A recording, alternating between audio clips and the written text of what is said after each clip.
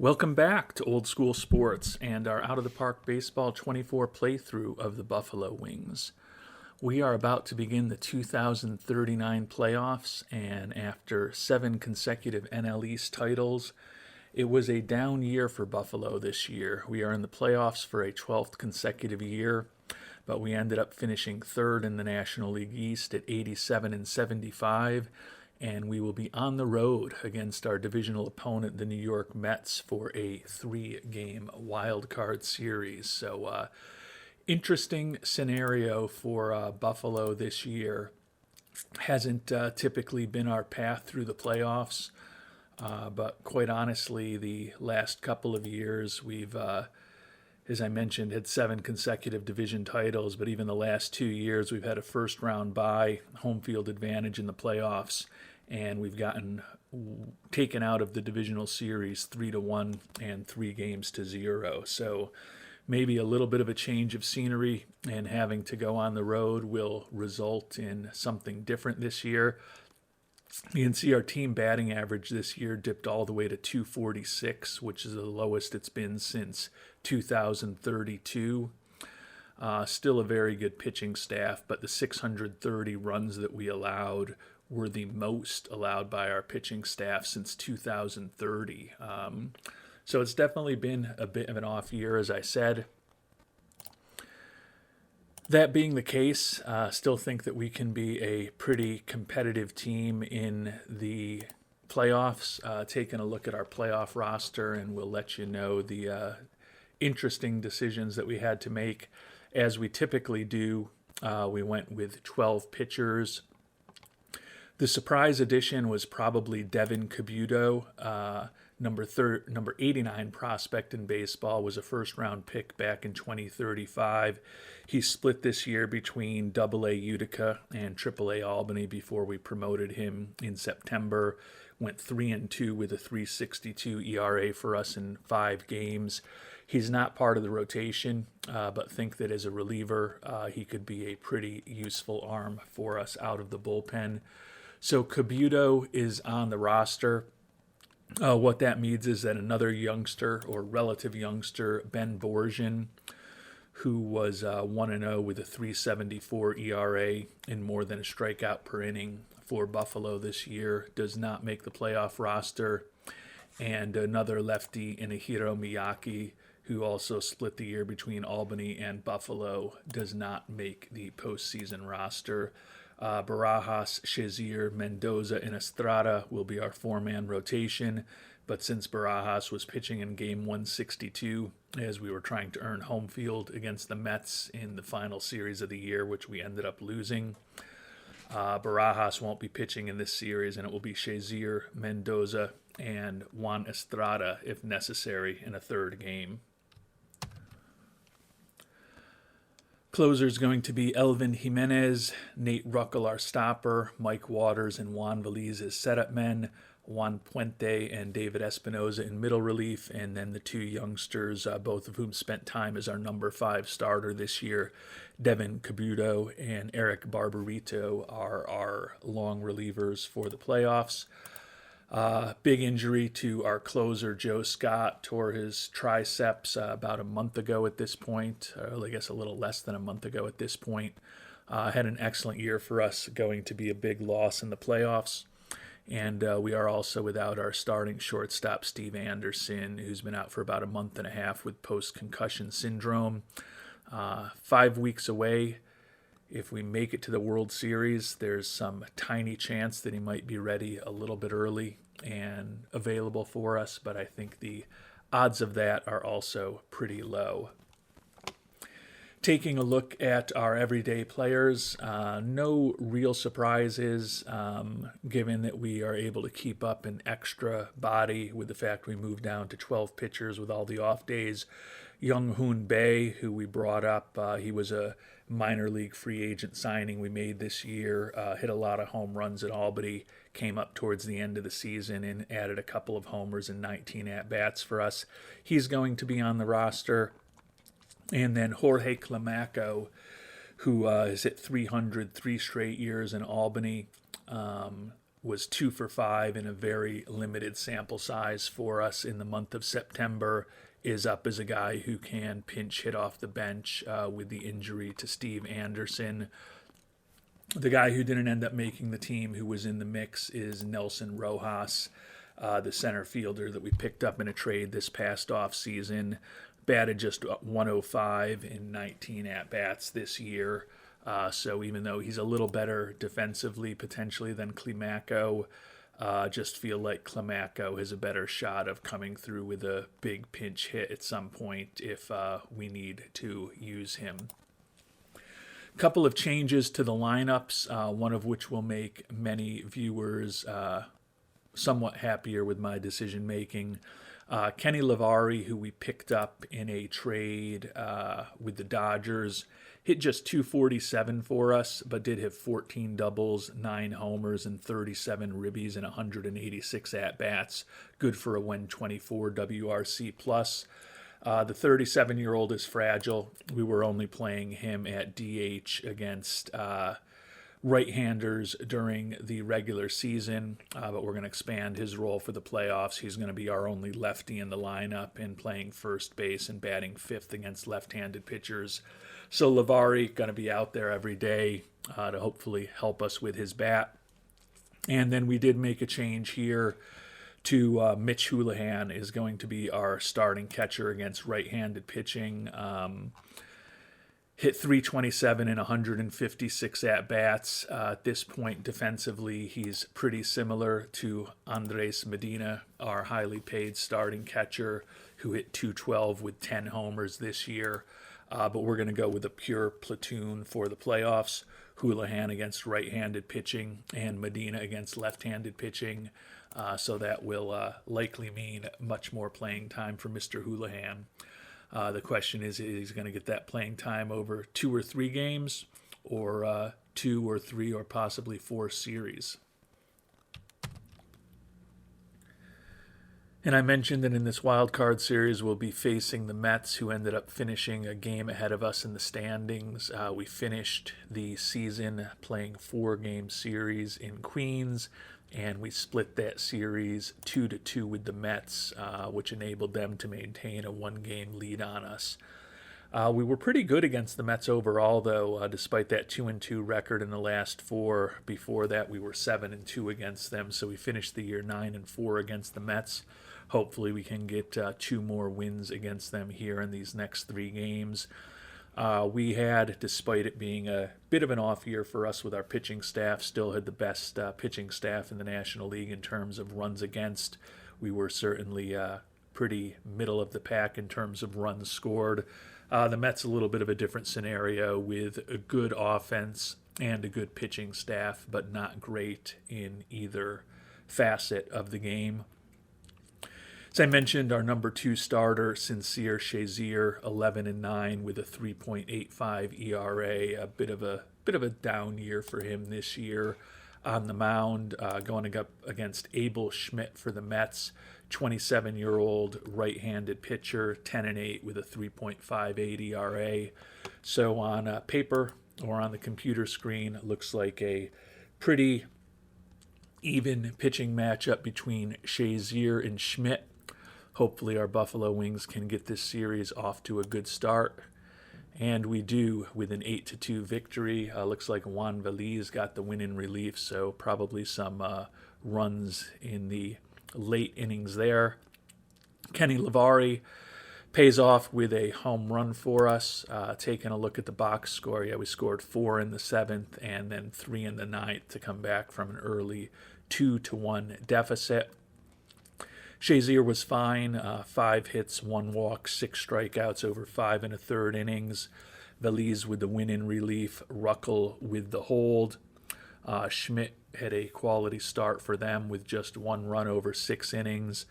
Cameron Johnson, a former pitcher for us, left-hander, who had always been a bit underwhelming in terms of his performance for us, given the way his ratings looked. Takes the loss and blows the save for the Mets.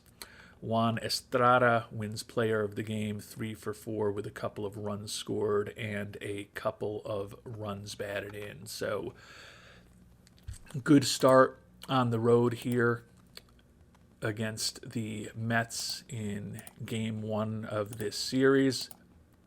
See if we can hopefully get things done today and not even have to go into a game three. We've got Alexis Mendoza, 26-year-old former fourth round pick, good solid pitcher for us. 9-12 with a 3.80 ERA this year, so similar to Shazier. Wasn't quite as good as he's been in previous seasons, but still like his overall skill set. And he'll be going up against the right-hander, 35-year-old Jerry O'Mara for the Mets. Was 1-8, but with a 3.75 ERA, 125 strikeouts, and 103 and a third innings pitched. Incredible curve, an incredible changeup. Just doesn't always know where the ball is going and can give up some walks. So another good pitching matchup here today. And unfortunately, we lost the game, and we've lost our catcher, Mitch Houlihan. So part of the reason why we had been a little reticent to start Houlihan more often is that he is fragile physically. So we'll be going back to Mr. Mendoza for the potential, or Mr. Medina for the potential clinching game. Mr. Mendoza pitched today and picked up the loss. 4-1 win for the Mets. All of the scoring was actually in the first inning. So a rough first inning for Mendoza. After that, he settled down a bit, but not enough from our offense, even though we did get stolen bases from Seifu and Estrada again. Mitch Houlihan suffered that concussion while running the bases. Looks like he's going to be out for 5 days. So means we're down a catcher for this final game of the series tomorrow. We will have our two-way guy, Juan Estrada, on the mound, 11-7, 3.68 ERA tomorrow. Bob Davis, who was 16-8, tied for the National League lead in wins with a 4.20 ERA on the mound for the Metropolitans tomorrow. So we will sim ahead a day, get ready. Estrada now on full rest, so that's good to see. Juan Estrada against Bob Davis, including the playoffs. We are 10-5 against the Mets this year. The hope is to get an 11th victory against them and move on to the National League Division Series. Unfortunately, not to be the case, and another first-round exit in the playoffs for our Buffalo Wings for a third consecutive season. Johnson bounced back from that Game 1 loss by picking up the saves. The only home run we had in the entire series was by Lavari in Game number 1. Mets jumped on us with 2 in the first. We tied it in the top of the second, but they took the lead with a run in the bottom of the second. We tied it in the fourth at 3.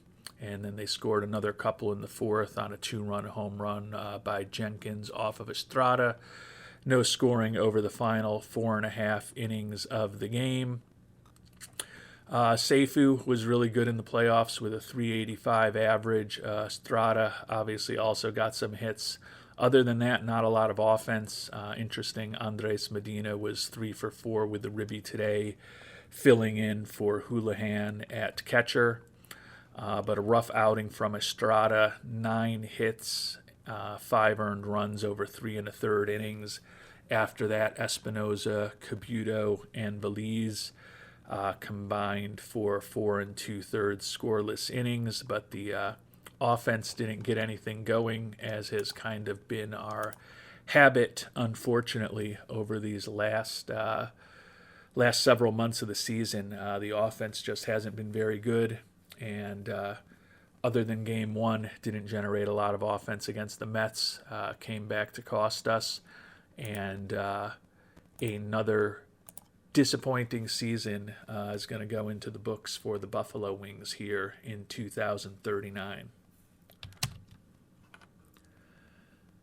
And with that disappointing season in the books, time to do our annual review of our roster and start preparing for the offseason. Might as well bulk up this episode a little bit. We're hoping it would be a lot of playoff games in it, but that didn't end up being the situation, unfortunately. Our ace, Alexis Barajas, was 14-8 with a 3.39 ERA this year, about one strikeout an inning, 3.7 WAR. Perennial All-Star, he was the 2036 Cy Young Award winner. Probably will get a vote or two for the Cy Young Award this year, but don't expect him to win it. We've already, in the last few moments, talked about Shazier, Mendoza, and Estrada. They all had solid years for us. Estrada, in particular, was very valuable as a lefty, despite the disappointing 57 pitch, 9 hit allowed performance today. 11-7 with a 3.68 ERA, about a strikeout per inning. Put up a 3.9 WAR as a pitcher. Estrada is also a two-way player, excellent contact hitter, hit 306 with 33 doubles and 7 triples and 346 at-bats, on-base percentage of close to 400, and a 3 WAR as a player. So a 6.9 WAR for Estrada this year, highest on our team despite the disappointing finish in the playoffs. We've got a team option for $23 million for him that we're going to need to figure out what to do with this offseason. Similar to what we're thinking about with Deshaun Seifu, maybe there is an argument to decline that option and see if we can sign him for somewhat less money. If you've got thoughts on what we should do on that front, would love to hear them. Clearly a valuable player that we'd like to have back, despite the disappointment of his final game of the year. So Barajas, Shazier, and Mendoza, who is finally going to be arbitration eligible and make it around $4.5 million, will certainly be back as our top 3 starters. We have the option to bring Estrada back as we want. If Estrada's not here, then Devin Cabuto and Eric Barbarito are the top prospects to become a 4th and likely a 5th starter for us. Cabuto, we already talked about, was very good in the minors this year and was certainly solid at the major league level. He'll be on the team. The question is whether it's going to be a starter or a reliever. Eric Barbarito, I think it's a similar situation. When we got to September and Cabuto came up after Barbarito had been certainly not dominating as a starter, we moved him into the pen for the final month of the season. Ended up 8-10 with a 5.27 ERA. So he hasn't been great in a season plus in the majors at this point. Look at his ratings, and we think he should be a pretty solid pitcher. His Sierra this year was about a 1.5 better than his actual ERA. 3.26 BABIP allowed after 4.41 in a cup of coffee last year. So expecting bigger things from Mr. Barbarito next year, certainly in the mix to be a 4 or 5 starter, depending on what happens with Estrada. David Espinoza, another young pitcher who's come up through our system, is a guy who could start, has a 4-pitch arsenal, has good stamina. Don't think he's quite as good as Cabuto and possibly even Barbarito, so more likely to be in our pen next year. 2-3 with a 2.71 ERA for us this year. Juan Puente was a Rule 5 acquisition from Boston. Went 4-1 with a 3.38 ERA over 61 and a third innings pitched. Happy with what we got out of Mr. Puente. Juan Veliz, 5-4, a 2 ERA, 71 strikeouts in 54 innings. 2.10 ERA plus, 55 FIP minus, 2.49 Sierra.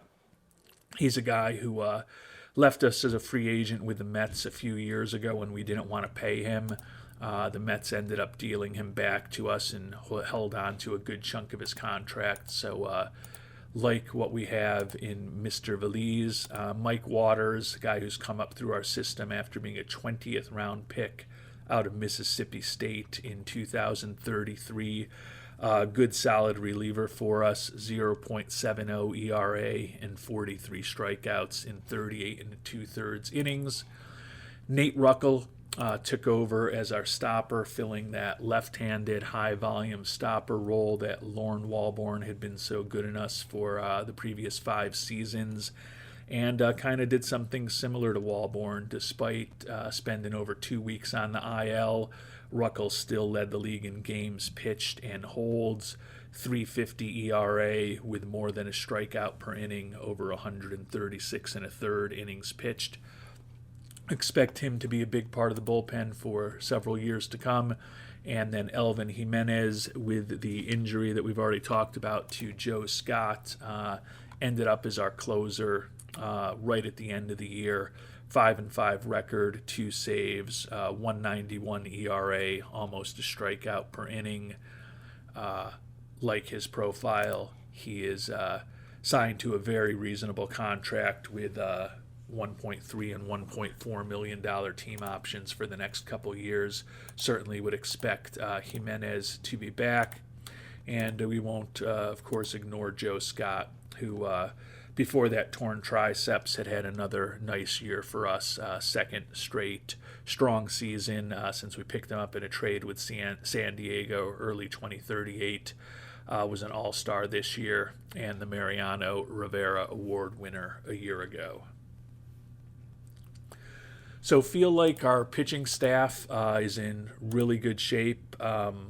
Whether we want Estrada back next year for $23 million or whether we perhaps decline the option and hope and knock on wood and think that maybe we can get him back for a little less is really the only significant decision that we have with the pitching staff, because as I mentioned, we also have a couple of pretty useful pitchers in Ben Borgian and Inahiro Miyake, who both split the year between Albany and Buffalo, who are also in the mix for our pitching staff next year. So it was the best pitching staff in the National League once again this year. Our anticipation with the fact that we can basically bring everybody back if we want is that it will be once again one of the top pitching staffs in the National League in 2040. Turning to our everyday players and our offense, and this is where we hope to make some improvements this offseason, and we've also got some big decisions to make this offseason. Our team could look very different in the field and at the plate than it does this year, depending on the decisions that we make. Bummer that Mitch Houlihan ended up missing the final game of the playoffs, but hit .327 with 12 doubles and 156 at-bats. He now, over parts of 4 seasons in the majors, is a .320 hitter over 615 at-bats. So he's basically had a full season of action. He's headed into his arbitration years, looking at about $2.8 million. That number's come down a bit over the last couple of months. So certainly at $2.8 million is a guy that we'd like to think about bringing back next year. The issue is that we've got Medina signed at $18 million next year, and we've got Jorge Berrios in AAA, who's out of options and is a respectable defensive catcher who is incredible at getting on base. So I think in a perfect world, I'd want to go with Houlihan and Berrios as the cost-effective combo next year as we try to get our budget and our payroll back in line. The issue is that we've got one more year at $18 million next year with Andres Medina before he can opt out, and he's been unwilling to waive his no-trade clause. We're certainly going to explore whether we can trade Medina and some of his contract away in the early stages of the offseason.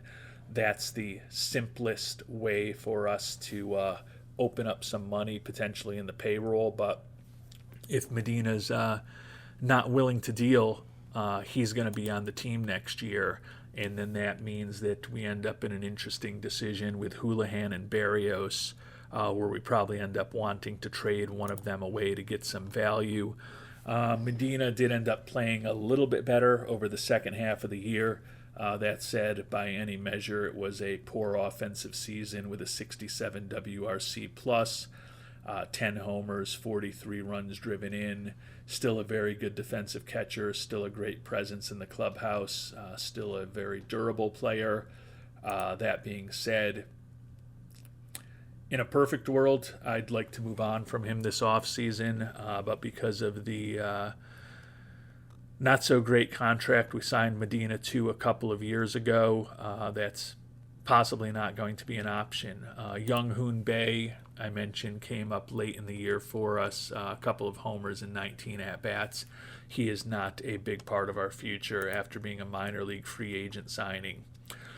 Joe Gallagher is a guy who, when we brought Lavari on board, ended up losing his role as our everyday DH. Still ended up having 515 at-bats, but hit just a .179 with 29 homers and 63 ribbies, 76 WRC plus. Not great in the clubhouse, no speed, poor defensively. He's really a one-dimensional hitter, and he's pretty good against left-handed pitching, but against right-handed pitching, although he can hit the ball out of the park, his overall profile is not really that great. You can see he's at this point has a 102 WRC plus for his career. Against right-handers, he's a little below average at 98. Against left-handers, he's been pretty effective at 112. He's heading into his first arbitration-eligible season, coming off of a poor year, probably only going to get about $2 million. So he may be back with us next year, but think Gallagher's probably at the point where if he's back with us, probably want to try to ensure that he's only playing against left-handed pitching, and given that he doesn't bring anything else to the table positively other than his bat, a guy who's only going to start 30 to 40 games a year against left-handed pitching, can't field, can't run, is kind of a jerk in the clubhouse. Question whether we use a roster spot on him. Mike Heiner, disappointing year for the veteran, former first-round pick in 2032. Batting average fell all the way to 229 this year. 16 home runs, did drive in 82 runs, but overall an 85 WRC plus. Can see by far the worst year of his career. He's an important left-handed hitter for us, and he is a guy who also typically plays against left-handed pitching for us, although we did move him out of the lineup for the playoffs for Lavari. Not that we ended up playing any left-handed pitchers. Think Heiner will likely be back with us next year again. He's not making an insane amount of money, but you'll see it's a common theme. I mean, the first three guys, or the last three guys we've looked at, Medina, Gallagher, and Heiner, all pretty much had the worst years of their career offensively this season. And although Medina at 32, you could kind of expect that a bit, Gallagher at 26 and Heiner at 29, a little bit less expected. Deshaun Seifu, the big question with him, and I appreciate those of you who have opined in the comments. We've gotten votes for and votes against what I propose doing, which is opting out of the $25 million that we owe him this year. My goal is to have Seifu with us through the end of his career. I will pay whatever money is necessary to ensure that that will happen. My thought is that coming off of a second straight off year at 35 years old, without any guaranteed money for Seifu at this point, we might be able to extend him for, say, 5 years at maybe 21, 22, 23 million a year to ensure that he hopefully plays out the rest of his career with us, gets to 3,000 career hits with us, and also these next 2 years potentially does it at a lower number than we're going to have to pay him these next couple years. So right now, I am leaning towards declining the team option. Again, not because we're going to get rid of him, not because we're not going to do whatever it takes to have him back. there is a chance that it could blow up on me and he could be looking for 28, 30, 32, 35 million dollars a year. I don't think that will be the case. But it's always interesting to do something like this, at least from my perspective, and learn something about how the game and players value themselves at this stage of their career when you do something different. Seifu still has excellent speed at 35. His contact has dipped a bit. Batting average this year down to 276. He is an Iron Man who's going to be out there every day, good in the clubhouse, can play second and third base pretty competently for us. Led the National League in stolen bases for a 12th consecutive year. Finished the year with exactly 1,000 stolen bases, so he joined Rickey Henderson in the 1,000 steal club this year. With 271 and 276 batting averages the last couple years, and the fact that his contact has dipped 5 points this year, that's part of what makes me think we can probably get him back for a little less than the $25 million he is due. This was the first time since 2032 that he didn't lead the National League in multiple offensive categories. You can see in terms of at-bats, runs scored, hits, doubles, triples, even that one batting title in 2035. More often than not, when he's been leading the league in steals, he's been leading the league in multiple other offensive categories as well. Not the case this year, though.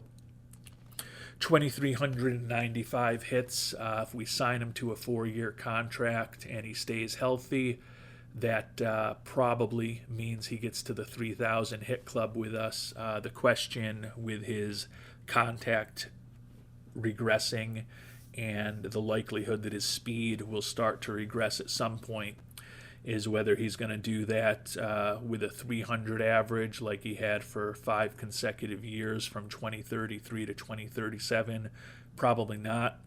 Is he going to do it with a 295 average, which is his career mark? Probably not. If he still hits in the 270s like he has the last couple years, he's been about a league average offensive player with a 4+ WAR given his defensive skills and his speed on the base paths. Still a pretty useful player if he does that. If the batting average with declining contact and potentially declining speed starts migrating towards the 250 area, then he's certainly a less valuable player for us. But the goal is to lock him up for the remainder of his career, have the former number 1 overall pick spend an entire, hopefully, Hall of Fame career with the Buffalo Wings, and if at all possible, lock him up at a little bit of a discount to the number that we have him at for this year and potentially next year, assuming he opts into the 2041 player option. But right now, I'm leaning towards declining that option and then immediately trying to sign him to an extension for, say, 3, 4, 5 years. Teagan Tiley, another former first-round pick of ours, hit 274 and 179 at-bats. He is a useful utility infielder for us. He's fragile physically, still going to be making the major league minimum next year. Could be in line for a bigger role. As we talked about, we've got a decision to make with Gallagher. We're going to have a decision to make with the injured Steve Anderson, which we might as well talk about right now since we're talking about our infielders. Certainly hurt to lose our starting shortstop for the playoffs. Hit 265 with 16 homers this year. Good, solid defensive shortstop who also has a good bat. He's been a league average offensive player over the course of his career, but these last 2 years as he's matured have been 2 of his better offensive seasons.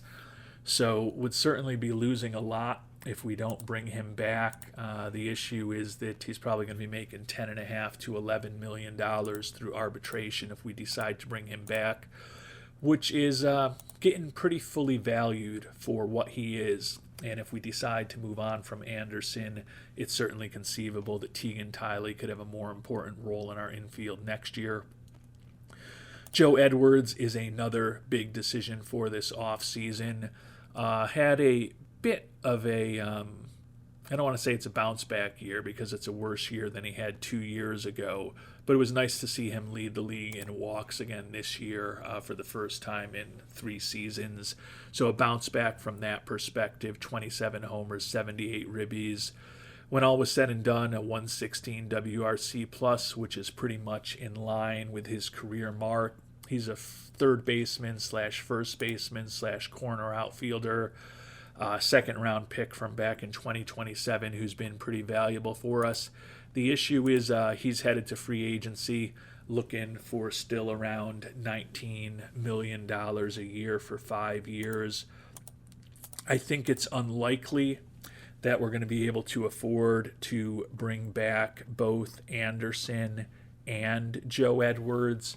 So probably going to have to decide which one of them we prefer to have back.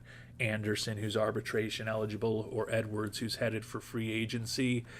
If we are, when the season is over, able to get out of that Medina contract, that would potentially open up the option to try to keep them both. I think it still will be tricky for us to do, but I think it's unlikely that both Edwards and Anderson will be back with us next year. Kenny Lavari, the rental that we talked about, will certainly be gone. He's going to be looking for big bucks. Put up a 124 WRC plus. The 247 batting average was disappointing, but overall for an offense that had been struggling, he was a positive influence in that offense while we had him, so can't complain about what he did for us. Tim Hull, who had been a starting shortstop for us before Anderson came up, has moved into more of a platoon role, playing against left-handed pitching, and then kind of our number one backup at second, third, and shortstop the last several years. Struggled offensively, hit 205 with a couple of homers, did have 20 doubles in 298 at-bats. Still a guy who's pretty versatile defensively, popular with the fans, but would certainly hope that that 59 WRC plus is better. Another player who had the worst year of his career with us this season, as our offense really struggled this year. One guy who was with us all year who didn't struggle was Juan Romero. Picked him up in a trade with Atlanta last year, gave up some pretty valuable players to bring him on board, but they were valuable players who were starting to make some money in arbitration. Interestingly, Romero now headed to arbitration next year, but around $5 million, not going to be a bad number for him. 266 average, team best 35 homers and 108 ribbies, and a 127 WRC plus. Good, solid corner outfielder with a good power bat. He will be in the middle of our lineup next year after making his first All-Star team this season. Mike Broaden is a guy we traded for a couple of years ago. Honestly, it's been disappointing, the offense that we've gotten out of him. 93 WRC plus a year ago, 87 WRC plus this year. 228 average, 14 homers, 56 ribbies. Did have 30 doubles. He's a nice, solid defensive outfielder. Left-handed hitter who looks like he should be a pretty useful bat against right-handed pitching. But when we look at his statistics, he's a league average offensive player over the course of his career, and he's only a little bit above that against right-handed pitching. Typically, we've only been playing him against right-handed pitching, so it doesn't seem like we've gotten the best out of him. Arbitration number of mid to high threes next year is not horrible. Probably will be back, but no guarantees. Ben Elmquist, first-round pick in 2034, is a guy who's came up through our system. Bats right-handed, so he's been primarily playing against left-handed pitching, but hit 310 this year, 27 doubles, 3 triples, 6 homers, and 284 at-bats, 129 WRC plus. Solid outfield range, spark plug personality. A pretty useful player for us, quite honestly. is a guy who primarily plays against left-handed pitching. You can see that 125 WRC plus for his career over parts of 3 seasons. Against right-handed pitching, he's been an above-average offensive player, and against left-handed pitching, a 137 level. He's been an excellent offensive player there. He'll certainly be back with us next year.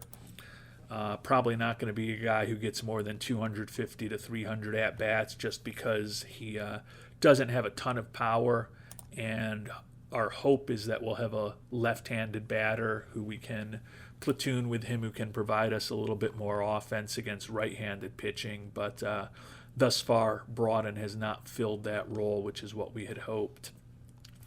And then Jorge Climaco, after 3 straight years hitting over 300 in AAA Albany, finally got the call up this year, 2 for 5 in a very small sample size. Right-handed hitter, but very even, perfectly even rating splits in terms of versus left and right-handed pitching. Spark plug personality, a lot of positive personality traits, has some speed, capable of playing any outfield position as well as first base defensively. Could certainly see him on the team as a 4th or 5th outfielder next year, but feel like we need at least one more big bat in the outfield.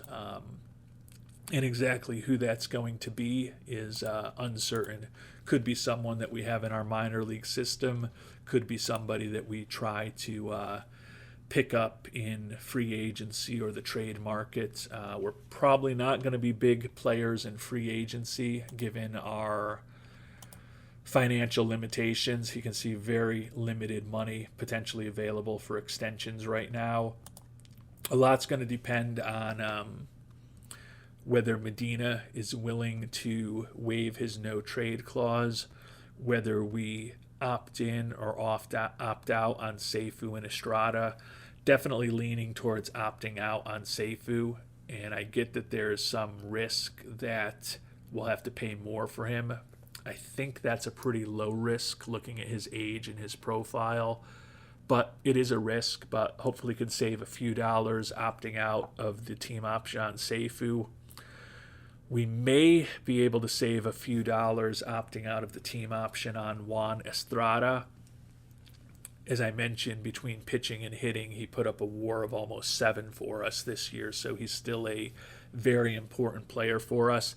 I think the first thing I'll probably do is the opt-out of Seifu when the season is over, and do that immediately, try to negotiate a new contract with him, see how that goes, and then depending on how I'm feeling after that, maybe make a decision on Estrada, and obviously seeing if Medina has any willingness to go anywhere in the early stages of the offseason is important as well.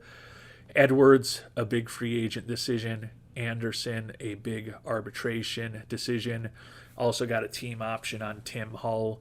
I guess conceivably if we decided we were going to bring Anderson back, Medina opted out, and we wanted to bring back Edwards, we could opt out of the Tim Hull contract at $6 million. He's a useful utility guy, but coming off of the season he just had at the age of 31, probably not quite worth that amount. Maybe another guy where we can save a little bit of money. Broughton has been disappointing. I like what he is on paper, though, so I might bring him back. Jimenez will definitely exercise that option. Don't see us bringing back Bay at $2.2 million at 34 years old. Gallagher probably back. Houlihan, it all depends on what happens with Medina. If we're able to get lucky and trade away Medina, then we could look to bring Houlihan back and have him and Barrios in the mix for catcher. If Medina doesn't opt out of his no trade clause, and I don't expect that he will opt out of that, probably look to extract as much value on the trade market as we can for Houlihan, and there should be pretty decent trade value there. That could be the guy who could lead us to another outfielder that could help us, perhaps similar to what we did with Ron Romero a year ago. Mendoza, will certainly bring him back for the rotation. Romero, we already talked, we're certainly going to bring him back. Mike Waters, will certainly bring him back in the bullpen also. But going to have some interesting decisions to make with some of the top paid players on our team right at the beginning of this upcoming offseason. And with that disappointing season in the books, the playoffs for our Buffalo Wings now over, and the season recap completed, we might as well just sim through the rest of the playoffs right now, get to that first day in the off season, and then in our next episode, we'll take a look at our minor league system and some of our former players around the major leagues and the minor leagues before we move on to the off-season action. And the international amateur free agent class was just announced at a very high level. Looks like a pretty underwhelming class. Only 4 players that our scout views as having 3-star potential or higher. We are back to our traditional spot this year with $4.75 million to spend after having the nice opportunity last year to play at the high end of the market.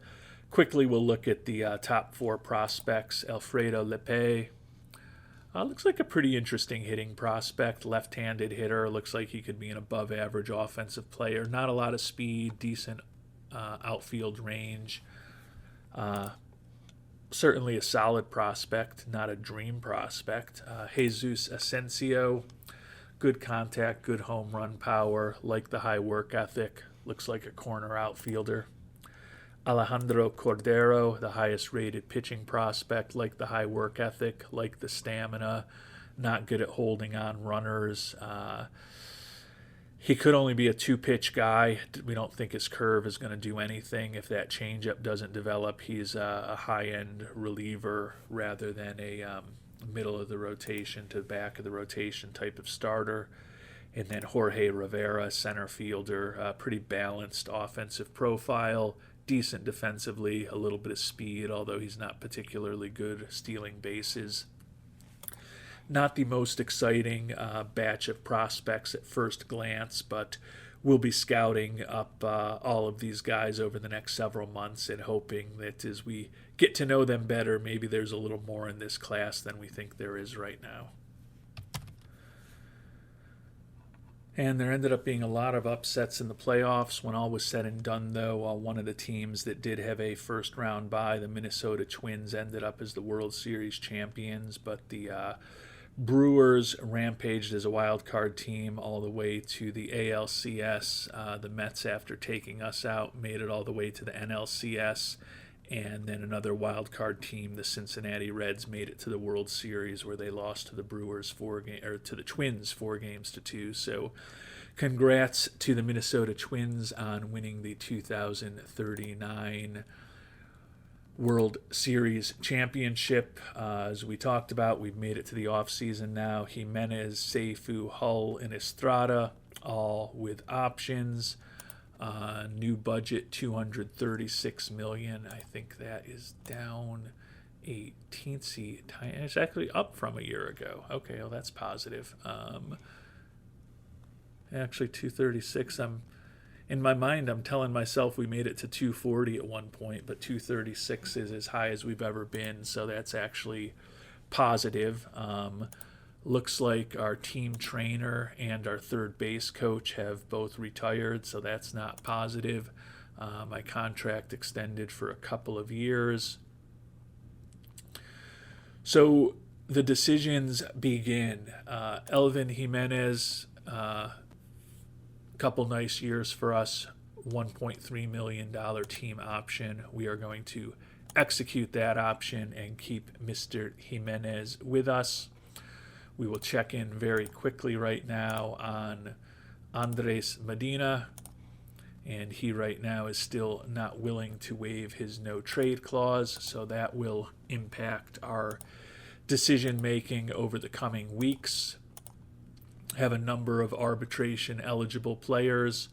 As I said, we're going to have big decisions to make on Steve Anderson, big decision to make on Joe Edwards as a free agent. Oh, I actually didn't realize Veliz was a free agent already. I thought he might still be back. If I had looked closely at that screen when I was talking through it with you 10 or 15 minutes ago, I would have noticed that. But that will be the one guy who will likely be missing from our pen. I don't think, as much as I like Veliz, don't think we're going to pay a ton to bring him back with the depth that we have. $7.5 million a year is probably fair for what he is, but with the salary commitments we have and the depth of our pitching staff, probably not a direction that we will go. We are going to just rip the Band-Aid off at the end of this episode and perhaps get ourselves into a very difficult situation with Deshaun Seifu. But we are going to, for the reasons we talked about earlier in this episode, void the last contract year for Mr. Seifu.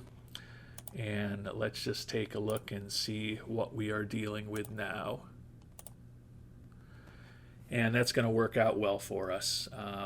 I thought there was a chance that we'd save some money doing this. We'll also give Deshaun some more financial certainty, but he's looking for 5 years at about $18.7 million a year. I think hopefully we'll be able to get him for even a bit less than that, maybe even be able to add a little bit of optionality for us in the final years of the contract. Happy to keep bonuses for him to be an MVP in there, but this will help us free up some money and also helpfully ensure that Deshaun Seifu spends his entire career with the Buffalo Wings. And Seifu was looking for 5 years, $18.7 million a year. We're offering him 5 years at an average of $16.8 million a year. Team options the final 2 seasons. Given that we want him to spend his career with Buffalo and want him to get 3,000 hits in Buffalo, think it's unlikely that we would exercise those options unless he just completely hits the wall and is a completely useless player. But we do have it a bit front-loaded, 18 the first 3 years, followed by 16 and 14 for those 2 team options. We might be a little light on the money to get him to come back at $16.8 million, but I don't think we'll offend him. And he's willing to think about it. So a total of $84 million over 5 years to hopefully lock up Seifu will help us financially for the next couple years when he would have been at $25 million a year. Will help ensure that he hopefully spends his entire career with us and he gets his 3,000th hit in a Buffalo uniform. Guarantees not the full $84 million to Seifu because of the team options, but at $18 million a year for the next 3 years guarantees $54 million for Seifu when essentially he had no guarantees after we opted out of the contract. So for a 35-year-old player who's barely hit 270 each of the last couple years, I think this is a good compromise that gives him a little more financial security, helps us in terms of our budget for the next few seasons, and also keeps this great partnership between the new Fordham Flash and the Buffalo Wings going hopefully for the rest of Mr. Seifu's career. So glad that that worked out. Still have some big decisions to make, as I said, in terms of the Tim Hull option year and the Juan Estrada option year. If you've got thoughts on what we should do with those, would love to hear them in the comments because, as I said, in our next episode, we're going to dig into our minor league system and we're going to dig into some of our former players around the league and see how they all performed this year. So we're not going to actually sim ahead time-wise immediately. So got time to share your opinions on those 2 with me. Thanks to those of you who have opined on Seifu. And I think the Seifu move worked out.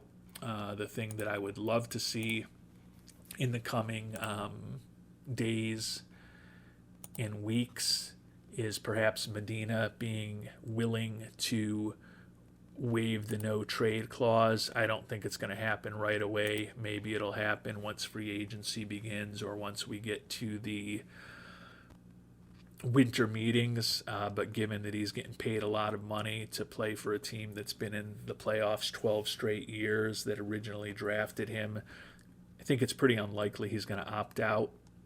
That said, rather than trading Houlihan right away, especially with the money we're going to free up by the new hopeful contract that we'll get with Mr. Seifu, I think we'll certainly sign Houlihan now to keep the options open. If we have to trade away Houlihan or Barrios in 3 or 4 months to make room for Medina and ensure that we keep Medina on the roster because we can't trade him, I don't see either of those guys having materially less trade value in March than they're going to have in November. So I think it probably makes sense to at least sign Houlihan for that pretty reasonable amount that he's looking for, given the way he's produced and what he brings to the table defensively. So it's still going to be an interesting offseason, in addition to the decisions we have around the option years for Estrada and Hull, free agency with Edwards, arbitration with Steve Anderson. There's some big decisions out there for this team to make. And we will start tackling those decisions in relatively short order. We're also going to, as I said, need to find a new trainer and a new third base coach. Maybe we can promote from within for some of those. Need a new hitting coach in our Rookie League FCL team. So a few decisions to make this offseason. Another disappointing overall season is in the books for Buffalo. That said, 12 consecutive playoff appearances. Think that we're going to have an excellent pitching staff again next year. So it's just a matter of making some difficult decisions that hopefully, when all is said and done, will result in us improving the offense over the next several months.